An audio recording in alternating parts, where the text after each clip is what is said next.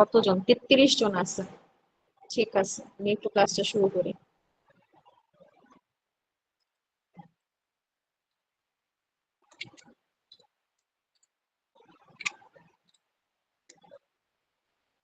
আচ্ছা, আজকে হচ্ছে আমরা ব্যাকটেরিয়াল গ্রোথটা পড়বো। ঠিক আছে?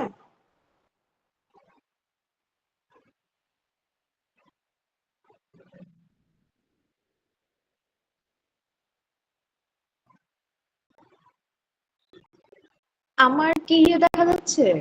স্লাইড কি দেখা যাচ্ছে? না, দেখা যাচ্ছে না কেন? না ম্যাম, দেখা যাচ্ছে না।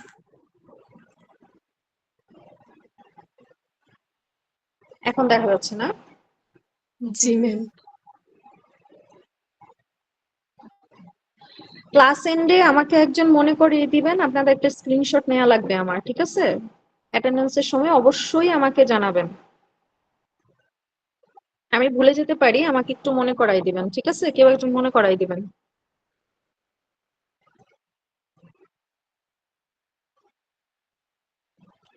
আচ্ছা, তো আমরা হচ্ছে আজকে এটা পড়বো পাশাপাশি আমাদের আরো একটা চ্যাপ্টার রয়েছে, সেটার একটু সিলেক্টিভ কিছু পড়াশোনা আমাদের করতে হবে। তো ফার্স্ট অফ অল হচ্ছে ব্যাকটেরিয়ার গ্রোথের ক্ষেত্রে আমরা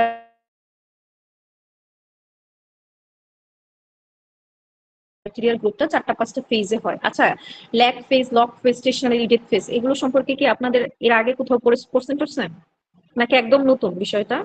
ম্যাম একদম নতুন লাগতেছে। ওকে, এটা একটু নতুন হতে পারে, এটা ইম্পর্টেন্ট অনেক, হ্যাঁ, এটা পড়তে হবে, অনেক ভালো করে পড়তে হবে। সো এই যে আমরা ব্যাকটেরিয়াল গ্রোথ গুলোকে কালচার করতেছি, ব্যাকটেরিয়াল গ্রোথ দেখতেছি, আমরা মাইক্রোবায়োলজিস্ট।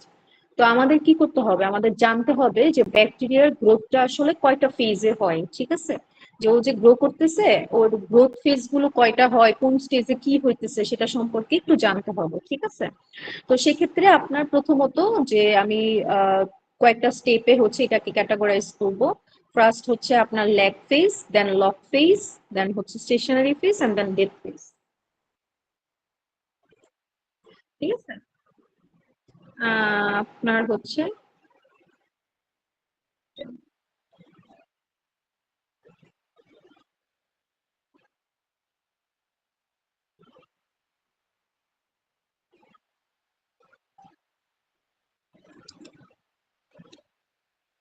দেখাচ্ছে না কেন?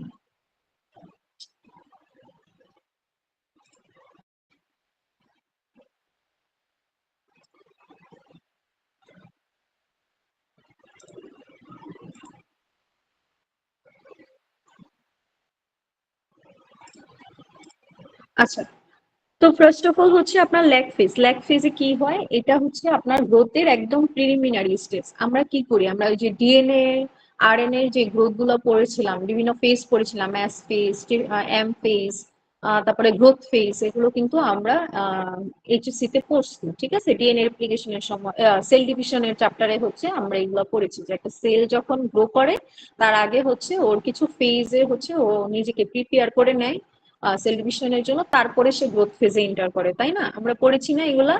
সেল ডিভিশন ফেজ, কোষ বিভাজনের বিভিন্ন পর্যায়ে আমরা পড়ে আসছি না? আমরা জি ম্যাম। পড়ছিলাম এই চুক্তিতে। জি ma'am.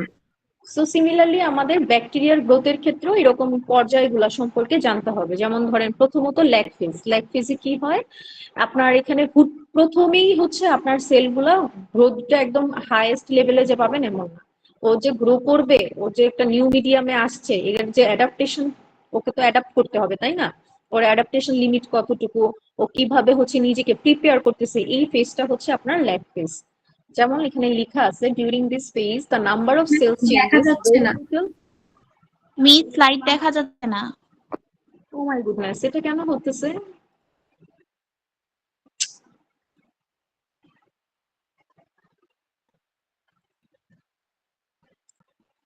Someone wants to join, আচ্ছা দাঁড়ান একটু কে দেখি।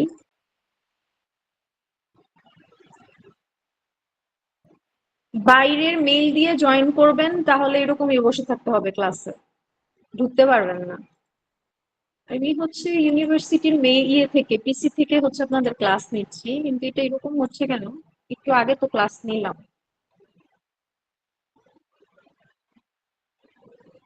তো প্রবলেম। আচ্ছা, এখন তো দেখা যাচ্ছে। জি ম্যাম। আচ্ছা, ল্যাগ ফেজের ক্ষেত্রে হচ্ছে during this phase the number of cells changes very little and or no মানে no other growth changes at all because the cells don't immediately reproduce in a new medium. আমি যেটা বলছি, একটা new মিডিয়ামে আপনি হচ্ছে মাত্র গ্রোথটা দেখতেছেন, প্রথমেই হচ্ছে ও হাইয়েস্ট লেভেলে গ্রোথ করবে না, ওকে কি করতে হবে, অ্যাডাপ্ট করতে হবে নিউ মিডিয়ামের সাথে। and this period of little or no cell divisions is called the lag phase। তার মানে ল্যাগ ফেজে হচ্ছে আপনার কোনো ধরনের সেল ডিভিশন হচ্ছে না, and it can last for 1 hour or several days। তার মানে এটা কতদিন পর্যন্ত আপনার টাইম পিরিয়ডটা থাকতে পারে ল্যাগ ফেজের ক্ষেত্রে? আপনি গ্রোথ দেখতেছেন, ব্যাকটেরিয়ার গ্রোথ দেখতেছেন, তো এই ল্যাগ ফেজের ক্ষেত্রে আপনি দেখবেন 1 ঘন্টা অর সিভারেল ডেজ আপনার কি হবে, ল্যাগ ফেজেই থাকবে, সেল ডিভিশন গুলোকে দেখা যাচ্ছে না, এখানে কোনো সেল ডিভিশন প্রথমেই আমরা পাবো না। and during this time however the cells are not dormant। এখানে আমরা যে বলবো সেলগুলা ডরমেন্ট হয়ে বসে আছে, ডরমেন্ট মানে সুপ্ত অবস্থা আর কি।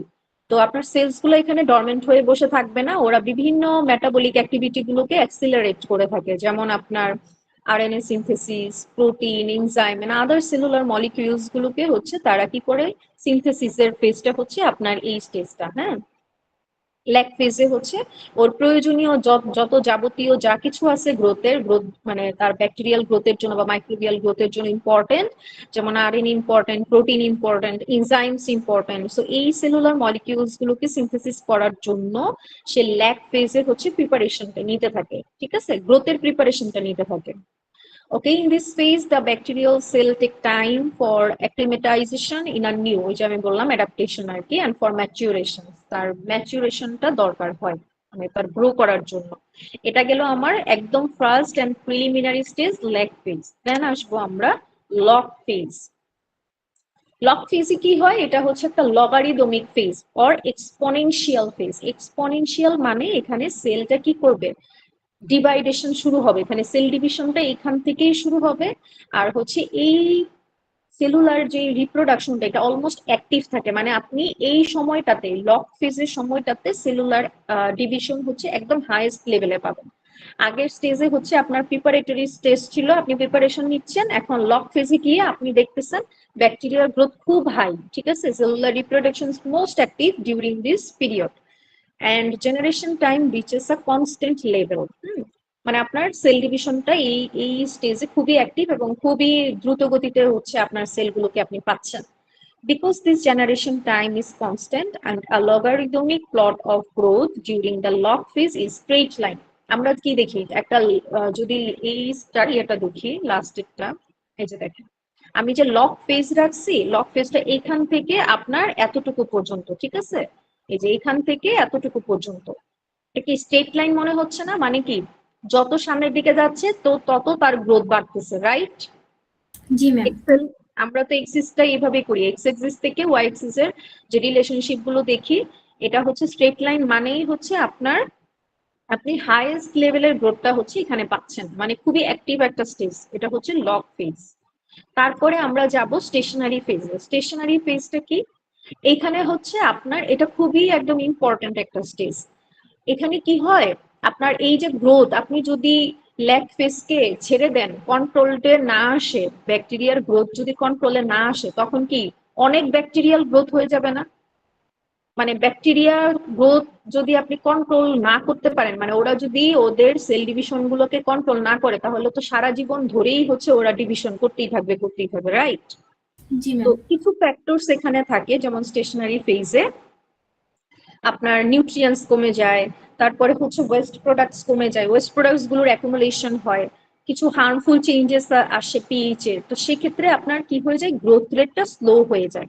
গ্রোথ রেট স্লো হয়ে গেলে আপনার কি হয়ে যাচ্ছে, মানে growth rate and death rate হচ্ছে ইকুয়াল হয়ে যাচ্ছে, ঠিক আছে, গ্রোথ রেট স্লো হয়ে যাচ্ছে, আবার ডেথ রেটও বাড়তেছে, মানে কিছু কিছু সেলস হচ্ছে মরে যাচ্ছে। কেন মরে যাচ্ছে, নিউট্রিশন কমে আসতেছে, ওয়েস্ট প্রোডাক্টস পাচ্ছি, পিএইচ চেঞ্জ হয়ে যাইতেছে। সো এই ফেজটাতে হচ্ছে আপনার একদম কনস্ট্যান্ট একটা লেভেল মেনটেন করা হয়, যেখানে আপনার গ্রোথ রেট আর হচ্ছে ডেথ রেটটা সিমিলার থাকে, ঠিক আছে, একটা ব্যালেন্স থাকে। হ্যাঁ, Eventually, the growth rate slows, the number of microbial deaths balances the number of new cells, and the population stabilizes. মানে এখানে একটা স্টেবিলিটি মেইনটেইন হয়, মানে একটা কনস্ট্যান্ট লেভেল থাকে, ঠিক আছে? যত গ্রো করতেছে আবার কিছু মারাও যাচ্ছে, সো এটার একটা ব্যালেন্স স্টেজ থাকে, হ্যাঁ, ইকুইলিব্রিয়াম স্টেজ অর ব্যালেন্স একটা স্টেজ।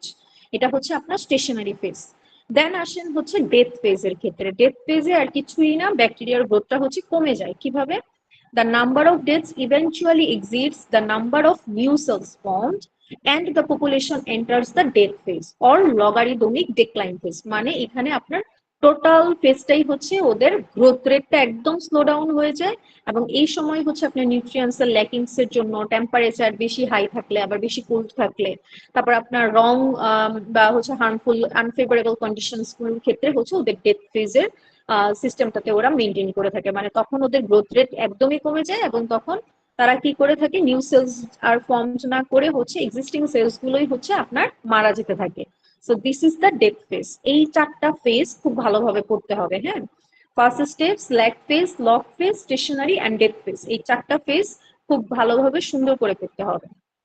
এখানে দেখেন আপনার ইলাস্ট্রেশনটা খুব সুন্দরভাবে দেয়া আছে, যে ফার্স্ট ওয়ান হচ্ছে আপনার লগ ফেজ।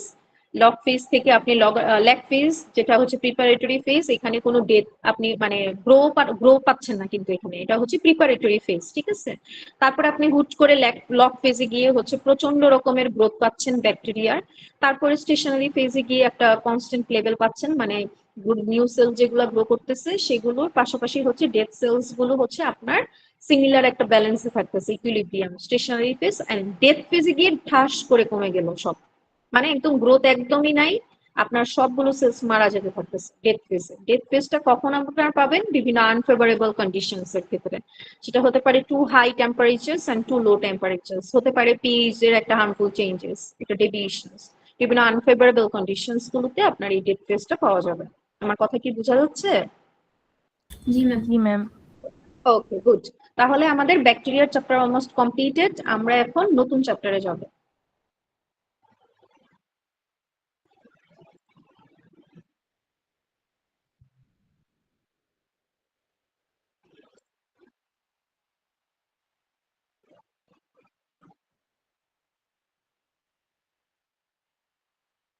আচ্ছা, এইটা হচ্ছে আপনার কমন টার্মিনোলজিস কিছু পড়তে হয় আমাদের, মাইক্রোবিয়াল টার্মিনোলজিস। এখানে হচ্ছে আপনার চ্যাপ্টার কন্টেন্টস হিসেবে রয়েছে বিভিন্ন কালচার মিডিয়া, তারপর ইনোকিউলেশনসটা কি, ইনকিউবেশন কি, স্টেরিলাইজেশনের কিছু প্রসেস, তারপরে হচ্ছে আপনার কন্টামিনেশন কিভাবে হয়, মাইক্রোবিয়াল কন্টামিনেশন গুলো, এগুলোর একটু ব্রিফ ব্রিফ করে দেওয়া আছে। সো এই চ্যাপ্টার থেকে আমাদের সব পড়বো না, আমরা আমরা কিছু বাদ দিয়ে পড়বো, এগুলা একটু আপনারা নোট করে রাখবেন, ঠিক আছে? যে আমি কি বলতেছি না সে বিষয়গুলা। তো ফার্স্ট অফ অল হচ্ছে এখানে মাইক্রোবিয়াল কালচারের কথা আছে, আমরা অলমোস্ট কালচার সম্পর্কে লাস্ট লেকচারেই পড়েছি, ঠিক আছে? ডিফারেন্ট ডিফারেন্ট কালচার গুলো হচ্ছে আপনার ক্যাটাগরাইজেশনও করছি, যে আপনার simple culture media, complex culture media, আমরা ডিফারেন্সিয়াল, তারপরে হচ্ছে আপনার সিলেক্টিভ, তারপরে হচ্ছে এইরকম আমরা মিডিয়া গুলা পড়েছি। তো মাইক্রোবিয়াল কালচারের ক্ষেত্রে এখানে এবং রিকোয়ারমেন্টস গুলো আমরা পড়েছি, ঠিক আছে? মাইক্রোবিয়াল কালচারের রিকোয়ারমেন্টস গুলো আমরা লাস্ট ক্লাসে পড়েছি, লাস্ট লেকচারে। এখান থেকে আপনি যেটা করবেন, এই যে টাইপস অফ মাইক্রোবিয়াল কালচার, এটা পড়তে হবে, হ্যাঁ। এটা একটু সুন্দর করে এখানে গোছানো আছে, এটা একটু পড়তে হবে। টাইপস অফ মাইক্রোবিয়াল কালচার এবং types of culture media with examples, ঠিক আছে? এই তিনটা জিনিস, 3 আর 4, এটা পড়তে হবে কিন্তু। 3 থেকে আমি কি বলছি, যে মাইক্রোবিয়াল কালচারটা আপনার বেসড অন পিউরিটির উপর বেস করে হচ্ছে পিওর কালচার হতে পারে, যেটা একটা species of micro organism, pure culture. আমরা এগুলা কুইজ 1-এও লিখেছি পিওর কালচার কি। তারপর মিক্সড কালচার হতে পারে more than one species, and contaminate culture হচ্ছে ইট কন্টেন্স আনওয়ান্টেড কিছু মাইক্রোবসও আমার কালচারে চলে আসতে পারে। So it's based on purity আমার মাইক্রোবিয়াল কালচার 3টা।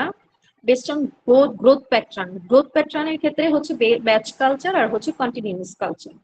ব্যাচ কালচারটা হচ্ছে একদম লিমিটেড কিছু নিউট্রিয়েন্টস থাকে আর একটা ক্লোজ সিস্টেমের ভিতরে আমার মাইক্রোবিয়াল গ্রোথ গুলোকে দেখা হয়। আর কন্টিনিউয়াস কালচারটা হচ্ছে একটা ফ্রেশ মিডিয়াম, কন্টিনিউয়াসলি আপনি অ্যাড করতে পারেন আর কি, মিডিয়াতে আপনি নিউট্রিয়েন্ট অ্যাড করতে পারতেছেন, ওয়েস্টও রিমুভ করা যাচ্ছে। সো এটা একটা continuous culture process, close system না, ঠিক আছে? যখন ক্লোজ সিস্টেমে আপনি মাইক্রোব গ্রো করতেছেন, তখন সেখানে আলাদা করে নিউট্রিয়েন্টও দিতে পারতেছেন না, তাদের ওয়েস্ট প্রোডাক্টস গুলাকেও আপনি রিমুভ করতে পারতেছেন না ব্যাচ কালচারের ক্ষেত্রে। আর কন্টিনিউয়াস কালচারের ক্ষেত্রে আপনি এটাকে কি করতেছেন, কন্টিনিউয়াসলি অ্যাড করতেছেন মিডিয়াম, আবার ওয়েস্ট রিমুভ করতেছেন। So this is a continuous process. তারপর based on physical form of media, কি কি ধরনের মিডিয়া হতে পারে, যে আমরা পড়েছিলাম এগুলা, লিকুইড ব্রড কালচার হতে পারে, সলিড কালচার হতে পারে, সেমি সলিড মিডিয়াম হতে পারে। সো এইটা গেল আমার টাইপস অফ মাইক্রোবিয়াল কালচার, এটা পড়তে হবে এই পয়েন্টটা। তারপরে দেখেন টাইপস অফ কালচার মিডিয়ার ক্ষেত্রে এই যে এইগুলো আমরা আগের ইয়েতে পড়েছি, জাস্ট একবার করে এখানে একটু দেখেন। এখানে হচ্ছে আপনার এক্সাম্পল সহ হচ্ছে সুন্দর করে দেয়া আছে। যেমন নিউট্রিয়েন্ট অ্যাগার অর গ্রোথ মিডিয়ার ক্ষেত্রে জেনারেল গ্রোথ অফ নন ফাস্টিডিয়াস আপনার মাইক্রোবস গুলো এই নিউট্রিয়েন্ট গুলার ক্ষেত্রে হচ্ছে আপনার ইয়ে করে থাকে, গ্রো করে থাকে। তারপরে আপনার মানে নন ফাস্টিডিয়াস মানে হচ্ছে অ্যাসিড ফাস্ট যেই স্টেনিং গুলো আছে এগুলোকে হচ্ছে ওরা কমপ্লাই করে থাকে। তারপরে এনরিচড মিডিয়া কোনগুলো, যেখানে স্পেশাল নিউট্রিয়েন্টস থাকবে, যেমন ব্লাড এগার মিডিয়া, চকলেট এগার মিডিয়া। ব্লাড এগার মিডিয়া গুলো সম্পর্কে আমরা লাস্ট ক্লাসে পড়েছি, কিছু সিলেক্টিভ মিডিয়া হিসেবে কাজ করে থাকে এরা। তারপরে হচ্ছে আপনার it promotes growth of a certain microbes and inhibits others, মানে সিলেক্টিভ মিডিয়া গুলোর ক্ষেত্রে যেমন গ্রাম নেগেটিভ ব্যাকটেরিয়ার জন্য সিলেক্টিভ মিডিয়া হচ্ছে ম্যাককনকি এগার, ঠিক আছে, এটা একটা মিডিয়া। তারপর ডিফারেন্সিয়াল মিডিয়া হতে পারে, ডিফারেন্সিয়াল মিডিয়া হচ্ছে বিভিন্ন বায়োকেমিক্যাল প্রপার্টিস এর উপর বেস করে আমরা কি করতে পারি, কলোনি গুলাকে আলাদা করতে পারি, যেমন আমরা ব্লাড এগার পড়েছি, ঠিক আছে, এটাকেও একটা ডিফারেন্সিয়াল মিডিয়া হিসেবে চালানো যায়। এছাড়াও আরো আছে ইএমবি এগার, ম্যানিটোল সল্ট এগার, দ্যাটস ইট। তারপরে আসেন ট্রান্সপোর্ট মিডিয়া। আমরা ট্রান্সপোর্ট মিডিয়া বলেছি যে মাইক্রোবিয়াল গ্রোথটাকে হচ্ছে আমরা কি করব, লিমিট রেখে তাকে প্রিজার্ভ করার জন্য, মানে মাইক্রোবসকে প্রিজার্ভ করার জন্য ট্রান্সপোর্ট সিস্টেমে, মানে এক ল্যাব থেকে আরেক ল্যাবে নিয়ে যাওয়া বা এক জায়গা থেকে আরেক জায়গায় ট্রান্সপোর্ট সিস্টেমের জন্য কিছু মাইক্রোবসকে আমরা আমাদের বায়াবেল রাখতে হয়, মানে জীবিত রাখতে হয়, প্রিজার্ভ করতে হয়। এবং তাদের গ্রোথটাকে, এখন যদি আমি ওরা যদি গ্রো করতে থাকে তাহলে তো আবার সেটা কন্টামিনেটেড হয়ে যাবে। এই জন্য ওদের গ্রোথটাকে লিমিট রেখে জাস্ট ওদেরকে প্রিজার্ভ করা। হ্যাঁ, একটা একটা মাইক্রোবস একটাই যাতে থাকে, ওটা যাতে 10টা না হয়ে যায়। ট্রান্সপোর্ট সিস্টেমের জন্য বা এই সুবিধাগুলোর জন্য, প্রিজার্ভিং এর সুবিধার জন্য আমরা এই ট্রান্সপোর্ট মিডিয়া গুলা ইউজ করে থাকি। ঠিক আছে, সো এই টাইপস গুলো আপনারা একটু পড়বেন। মাইক্রোবিয়াল কালচারের অ্যাপ্লিকেশন সেটা তো জানিনি কেন আমাদের কালচার করতে হয়। সো এটা কি করব, আমরা আইডেন্টিফাই করব, ডায়াগনোসিং করব প্যাথোজেনস গুলোর ক্ষেত্রে, যেমন করোনা ভাইরাসের ক্ষেত্রে আমরা কি করেছিলাম, বা বিভিন্ন ধরনের ব্যাকটেরিয়াল ইনফেকশনস আমরা কি করি, স্যাম্পল নিয়ে সেগুলোকে প্যাথোজেনিক ল্যাবে বা প্যাথোলজি ল্যাবে পাঠিয়ে দিই, যাতে আমার কোন ধরনের মাইক্রোবস আছে বা কি আছে, ব্যাকটেরিয়াল ইনফেকশন কি, এইগুলা সম্পর্কে জানা কালচার করে স্যাম্পল থেকে। তারপরে আমরা অ্যান্টিবায়োটিক্স, এনজাইমস, ভিটামিনস, ভ্যাকসিনস এগুলোকে প্রডিউস করার জন্য মাইক্রোবিয়াল কালচার করে থাকি। ঠিক আছে, studying microbial physiology and genetics, বিভিন্ন মাইক্রোবসের ফিজিওলজি জেনেটিক্স বোঝার জন্য। তারপরে আরো কালচার করে থাকি দই বানানোর জন্য, চিজ বানানোর জন্য, ফার্মেন্টেশন প্রসেসে, ফুড ইন্ডাস্ট্রিতে আমরা মাইক্রোবিয়াল কালচার করে থাকি।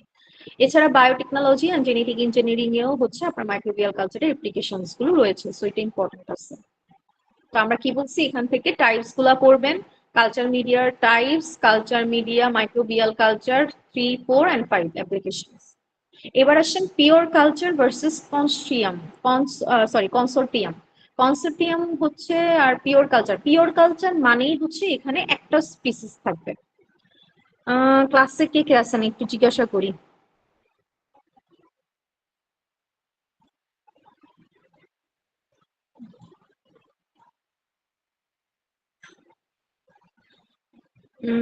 এত কম কেন ক্লাসে? আচ্ছা দাঁড়ান।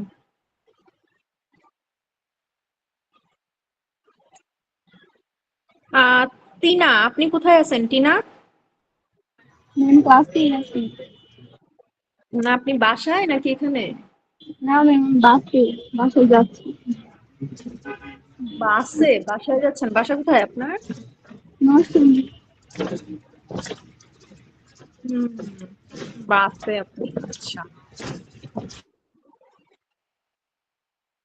আয়েশা খাতুন,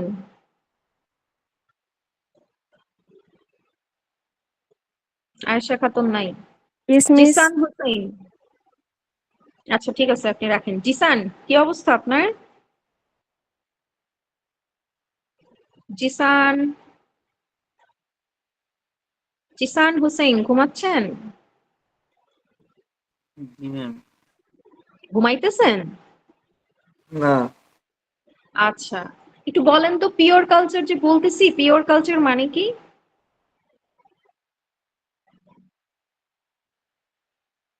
জিসান, পিওর কালচার মানে কি? আমার কালচারটা পিওর, এটা আমি কিভাবে বুঝবো? পিওর কালচার মানে কি?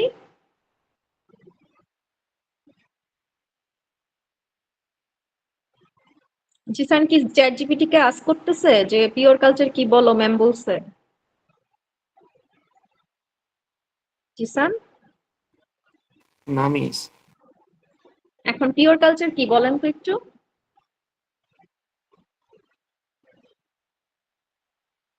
আচ্ছা, আমার স্লাইডটা কি এখানে দেখা যাইতেছে এখন? জি ম্যাম। তো দেখি এখান থেকেও তো দেখে বলা যায় জিসান, একটু তো বুদ্ধিমান হতে হবে।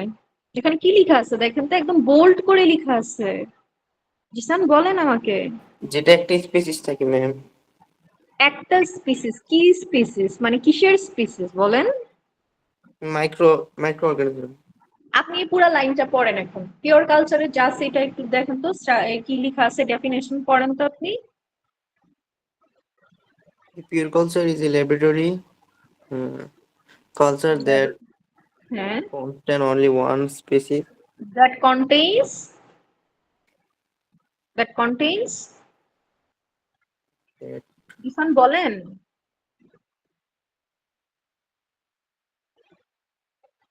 জিসান জি মিস। বলেন, পুরোটা বলেন। আমি আপনাকে তো পড়তে বললাম, পুরাটা পড়েন।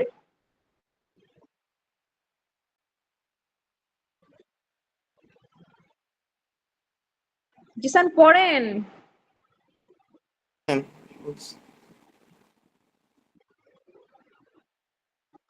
আপনি কি শুনতে পাচ্ছেন আমাকে? জি ম্যাম শুনতে পাচ্ছি। আপনি পড়তেছেন না কেন? আপনাকে তো পড়তে বলতেছি। It is obtained by isolating single colony and transferring it into fresh sterile media. Sterile media, okay. জি স্টেরাইল ম্যাম। বুঝেন? স্টেরাইল কি? হ্যাঁ স্টেরাইল কি? আপনি বলেন তো, আপনি যেটা বুঝেন সেটা আমাকে বলেন। স্টেরাইল মানে কি জিসান? ম্যাম, জীবাণু মুক্ত করা আর কি। গুড, জীবাণুমুক্ত। এই তো আপনি তো জানেন বিষয়গুলো, সুন্দর করে বলতে হবে তো। তার মানে হচ্ছে আপনার, আমি কি করব, একটা সিঙ্গেল কলোনিকে আইসোলেট করব, transferring it to a fresh sterile media, যেখানে কোনো জীবাণু নাই, মানে কোনো মাইক্রোবস নাই। দ্যাট মিনস পিওর কালচার হচ্ছে একটা species of micro organisms in a laboratory culture, যেটাকে আমরা পিওর কালচার বলি। এই লাইনটাই আপনারা অনেকেই কুইজে লিখতে পারেন নাই, ওকে। তো এটা হচ্ছে আপনার pure culture. So it's obtained by isolating a single colony and transferring it into a fresh sterile media. This is the definitions. এখানে হচ্ছে কি ফিচার্স আছে, কি ফিচার্স এর ভিতরে আছে যে আপনি কিভাবে একটা পিওর কালচার আলাদা, মানে অনেক মাইক্রোবিয়ালস কম্বিনেশন থেকে একটা পিওর কালচার কিভাবে আপনি আনবেন, সেটা কিছু প্রসেস রয়েছে, যেমন streak plate method, pour plate method, তারপরে হচ্ছে split plate method, serial dilution and হচ্ছে প্লেটিং। তো এই মেথডের নামগুলো জাস্ট একটু পড়বেন, ঠিক আছে? আর হচ্ছে এখানে পিওর কালচারের ইম্পর্টেন্সটা তো জানতে হবে অবশ্যই, যে আমার কি করতে হবে, আইডেন্টিফাই করার জন্যই তো আমরা পিওর কালচার করে থাকি। তারপরে এই যে আমি একটা একটা একটা মাইক্রোবস একটা ডিজিজ করে থাকে, এইটাই কিন্তু কচ বলে গেছে, তাই না? কচ পস্টুলেটসে কিন্তু আমরা এইটাই মেনটেন করি, যে একটা মাইক্রো অর্গানিজম যে আপনার একটা ডিজিজের জন্য রেসপন্সিবল, সেটাকে প্রুফ করা আর কি, মানে ও বলে গেছে এটা। তো এই জন্য আমরা হচ্ছে কি করি, পিওর কালচারের ইম্পর্টেন্সটা রয়েছে টু প্রুভ ডিজিজ পজিশনস, মানে আপনার এই রোগটা কেন হয়েছে, কোন মাইক্রোবস এর জন্য হয়েছে সেটা জানার জন্য এটা দরকার। And it's also critical for biotechnology applications where a single strain is engineered to produce enzymes, antibiotics or recombinant products, মানে proteins। তার মানে ইম্পর্টেন্স গুলোর ক্ষেত্রে কি বায়োটেকনোলজি অ্যাপ্লিকেশনস এর দরকার হয়, কচ পস্টুলেটস ইউজ করা হয়, and for identifying microorganisms. So bold bold কিন্তু করাই আছে অলমোস্ট কিওয়ার্ডস গুলা, আপনারা জাস্ট হচ্ছে কি করবেন, কিওয়ার্ডস ধরে ধরে পড়বেন। আর কনসোর্টিয়াম হচ্ছে জাস্ট এটার উল্টা, হ্যাঁ। পিওর কালচার যেটা পড়ছেন, কনসোর্টিয়াম হচ্ছে এটার উল্টা। আপনাদের পিওর কালচার, কনসোর্টিয়াম এগুলো একটু লেস ইম্পর্টেন্ট। এগুলো হচ্ছে আপনাদের গত মিডে এসেছিল আর কি। তো মাইক্রোবিয়াল কনসোর্টিয়ামের ক্ষেত্রে হচ্ছে two or more different microbial species living together in close associations often with synergistic interactions. তার মানে সিনার্জিস্টিক ইন্টারেকশনস দুইটা, আগেরটা ছিল পিওর কালচারে ছিল সিঙ্গেল একটা স্পিসিস, আর কনসোর্টিয়ামে হচ্ছে আপনার এখানে বন্ধু বন্ধু নিয়ে থাকবে আর কি সবাই, এখানে কেউ একা না, ঠিক আছে। Two or more different microbial species একসাথে বাস করবে, একসাথে থাকবে, তাদের একটা সিনার্জিস্টিক মানে দুইজনেরই বেনিফিটস হবে এরকম একটা বিষয় ডিল করে তারা একসাথে থাকে, এটা হচ্ছে আপনার কনসোর্টিয়াম। এগুলো এত বেশি ইম্পর্টেন্ট না।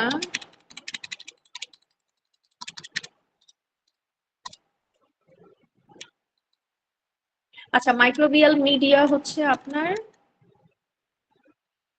এই যে সিলেক্টিভ মিডিয়া, ডিফারেন্সিয়াল মিডিয়া, এইগুলা কিন্তু আপনারা লাস্ট লেকচারে পড়ছেন। সো এই প্রত্যেকটা মিডিয়া কিন্তু ওইখানে হচ্ছে আপনার ইয়ে করে পড়তে হবে, কি জানি মিলিয়ে মিলিয়ে পড়তে হবে।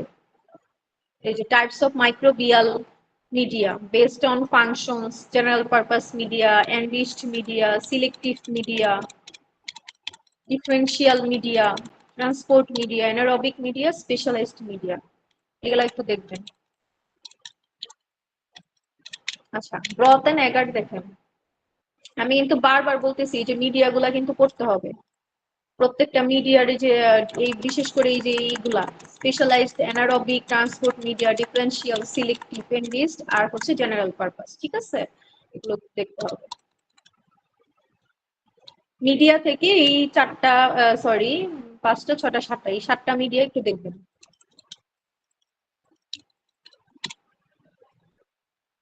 তারপরে হচ্ছে ব্রথ এন্ড এগার, ব্রথ এন্ড এগার ইন মাইক্রোবায়োলজি, ঠিক আছে, এইটা একটু দেখবেন।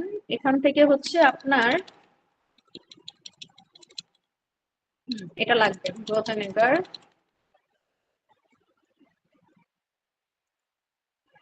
সরি, দেখেন এই ব্রথ এন্ড এগার মিডিয়ামের ক্ষেত্রে হচ্ছে কম্পারিজনটাও ইম্পর্টেন্ট আছে। ব্রথ মিডিয়া হচ্ছে লিকুইড মিডিয়াম, আর হচ্ছে এগার মিডিয়াম হচ্ছে সলিডিফাইং মানে সলিড মিডিয়াম আর কি, ঠিক আছে, এটা একটু দেখেন, এটা ইম্পর্টেন্ট। স্লাইড কি দেখা যায়, দেখা যাচ্ছে? জি ম্যাম। ওকে, দেখেন ব্রথ এন্ড এগার ইন মাইক্রোবায়োলজি, ব্রথ মিডিয়াম গুলো হচ্ছে লিকুইড কালচার মিডিয়াম, যেগুলো লিকুইডে সাসপেন্ডেন্ট থাকে, এখানে কোনো ধরনের সলিডিফাইং এজেন্ট থাকে না। ওকে ফাইন, আমি ব্রথ মিডিয়ামে গ্রোথ হচ্ছে এটা কিভাবে বুঝবো? এটা হচ্ছে আপনার মিডিয়ামটা টার্বিড হয়ে যাবে, মানে হচ্ছে অনেক ঝাপসা, মানে ক্লাউডি হয়ে যাবে, মানে এরকম দেখা যায়। ব্রথ মিডিয়ামটা হচ্ছে টার্বিডিটিটাকে ইন্ডিকেট করে থাকে, এখানে মাইক্রোবিয়াল গ্রোথ হচ্ছে। তারপরে একটা সারফেস গ্রোথের জন্য প্যালিকাল শেপস, মানে উপরে একটা লেয়ারের মতো দেখা যায়, এগুলো সারফেস গ্রোথ অ্যারোবস ব্যাকটেরিয়া গুলোর জন্য। আবার কিছু কিছু দেখা যায় ব্যাকটেরিয়াল সেল সেটেল ডাউন করে থাকে, একটা সেডিমেন্ট আপনি হচ্ছে এগুলা মানে আপনার লিকুইড মিডিয়াম হচ্ছে ঘোলা হয়ে গেলে, বা হচ্ছে উপরের দিকে একটা সারফেস পেলে, বা নিচের দিকে হচ্ছে যদি কিছু সেডিমেন্টেশন দেখা যায়, তখন আমরা বুঝতে পারি যে এখানে ব্যাকটেরিয়াল গ্রোথ গুলা হচ্ছে, ঠিক আছে। এটা হচ্ছে আপনার ব্রথ মিডিয়ামের ক্যারেক্টারিস্টিক্স।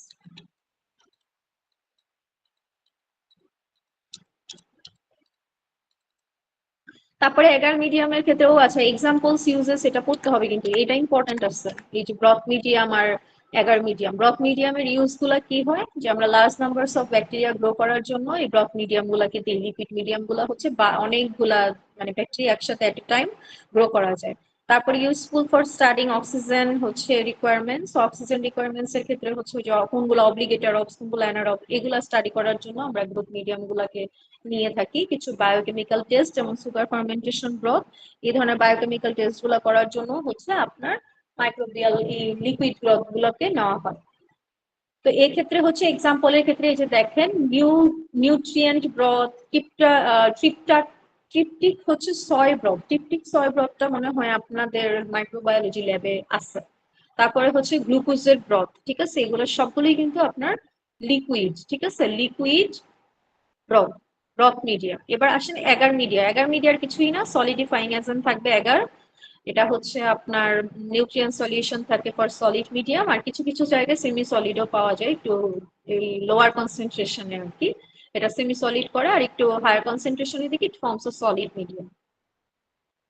ইউজেস গুলা দেখবেন, ইউজেসে কি আছে, সলিড এগার প্লেটস হচ্ছে isolation of pure colonies, agar slants হচ্ছে long term maintenance of cultures, semi solid agar গুলা হচ্ছে motility and oxygen diffusion tests, এইগুলোর ক্ষেত্রে হচ্ছে মানে সবই মাইক্রোবায়োলজি রিলেটেড আর কি, ঠিক আছে।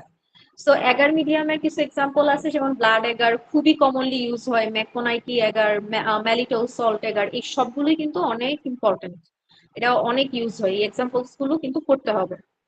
তো আপনার ব্রথ মিডিয়াম আর এগার মিডিয়ামটা ভালো করে পড়বেন। এখানে দেখেন ব্রথে হচ্ছে আপনার কি আছে, ফিজিক্যাল স্টেট, গ্রোথ অ্যাপিয়ারেন্সেস, কি কি ইউজে হয়, যেমন আমরা প্রথমে বলছি ম্যাক্সিমাম স্কেলে হচ্ছে ব্যাকটেরিয়া গ্রো করার জন্য আমরা লিকুইড মিডিয়ামটাকে নিয়ে থাকি। যে দেখুন বাল্ক গ্রোথ মানেই হচ্ছে আপনার অনেক বেশি গ্রোথ, ঠিক আছে। আর এক্সাম্পলস গুলা এটা দিয়ে আপনি কম্পারিজনটা পড়লেন। এবার আসেন স্টেরিলাইজেশন। স্টেরিলাইজেশন খুবই ইম্পর্টেন্ট। স্টেরিলাইজেশনটার ক্ষেত্রে হচ্ছে আপনার কি করি আমরা, স্টেরিলাইজেশন ইজ দ্য প্রসেস, এই যে একটু আগে জিসান আমাকে বললো স্টেরাইল মানে জীবাণু মুক্ত, ঠিক আছে। এটা খুবই এটা একটা প্রসেস, তার মানে স্টেরিলাইজেশন একটা process to make a product sterile, ঠিক আছে, বা to make a culture sterile. So আমরা স্টেরিলাইজেশনে কি দেখবো, it's the process of completely removing or destroying all forms of micro organisms, that means একদম মাইক্রোবস ফ্রি একটা প্রোডাক্ট আপনি তৈরি করবেন। সো স্টেরিলাইজেশন প্রসেসে দিয়ে আপনাকে সেটা যেতে হবে, এন্ড আফটার স্টেরিলাইজেশন আপনি কি আউটপুট পাচ্ছেন, entirely free of living organisms, ঠিক আছে।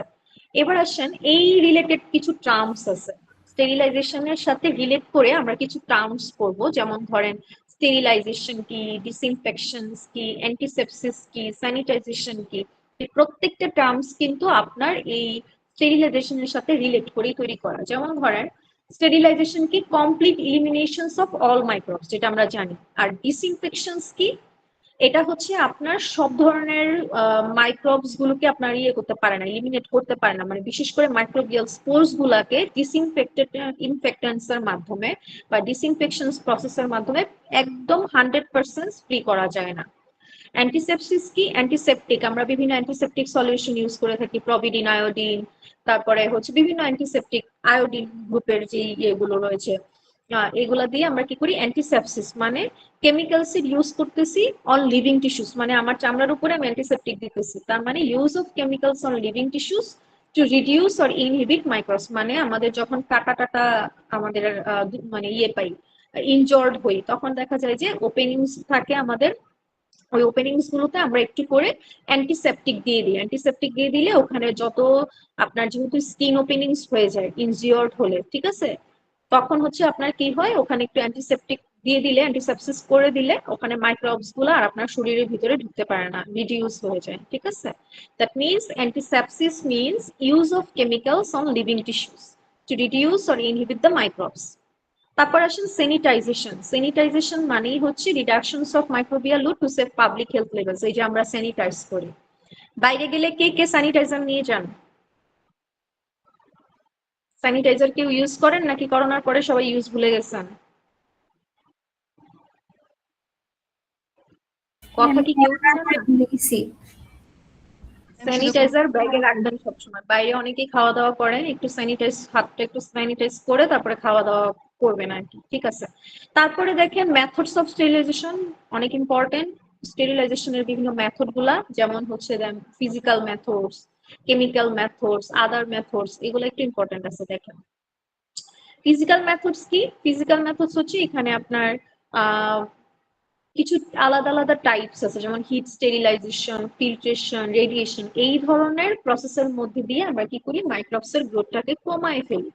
কিভাবে কমাই, দাঁড়ান তো, আমার আরেকটা ক্লাস আছে কয়টায়, 10:40। ওকে ঠিক আছে, আরেকটু টাইম আছে, আরেক minute.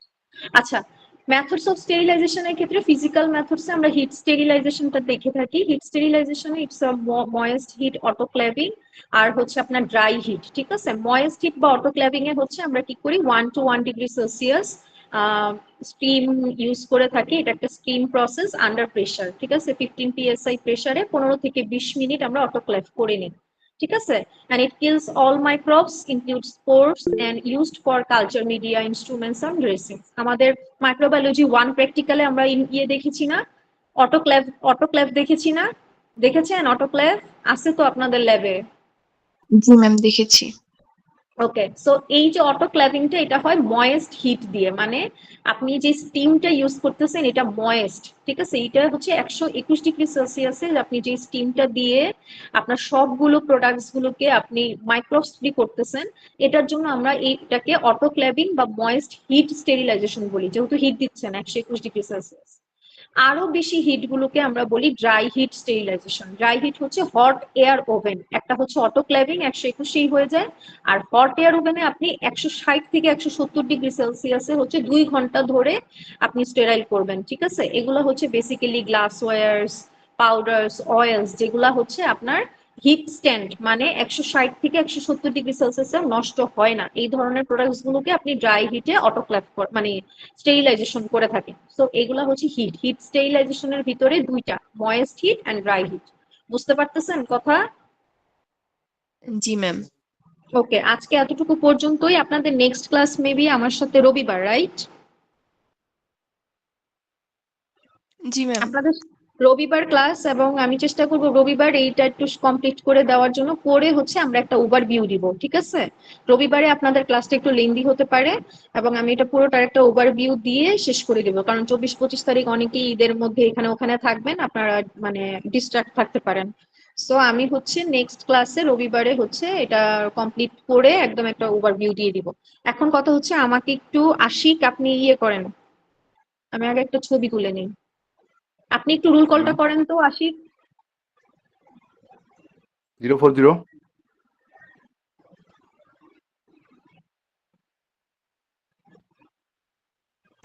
040 present present 1 yes 2 present 4 present 5 present 6 present 7 9 8 yes 9 present 10 present 12 yes 13